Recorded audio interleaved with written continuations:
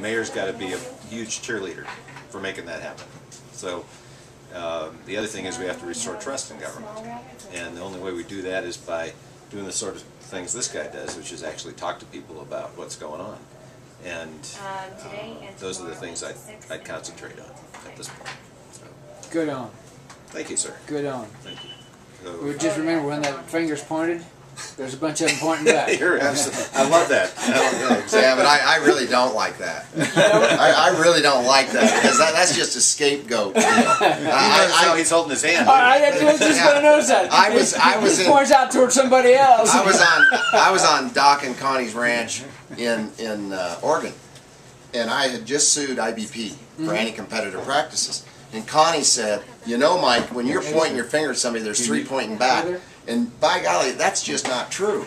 IBP was guilty of anti-competitive practices. Somebody needed to sue them, but she didn't want to pick a fight with a meat packer. Yeah. So here she is, and her company is under the control of a big business. And you know, they're just a price taker now, and their ranchers aren't getting their fair share. But you know, sometimes you got to point the finger.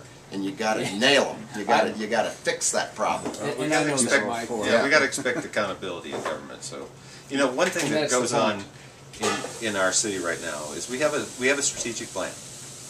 You've probably never seen it, Right? But it says we're going to do such and such, and we're going to concentrate on these things. No one ever hears us talk about that strategic plan when we do our budget, and as a result, we've got no accountability. You know, so we don't measure ourselves against that plan. And we don't say, how can we spend money better, or where do we need to cut in order to be able to afford to do better in certain areas. We have to bring that sort of business practice to the city. Well, I'd like to see that strategic plan and maybe take another look at it.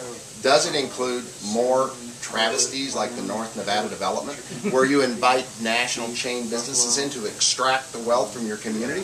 Or does it include maybe building small business that keeps the money in the community and pays taxes? That's a really good point, Mike, and I don't think it's actually referred to in the strategic plan at all.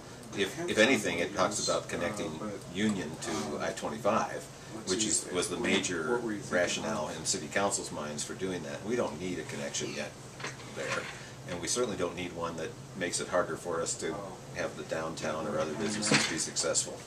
So you and I agree. And I look along Union, and I think there ought to be a plan to fill those empty buildings, you know, and bring prosperity back to this community through small business. And I'm on a task force that is dealing with South Academy, where we've got the same problem.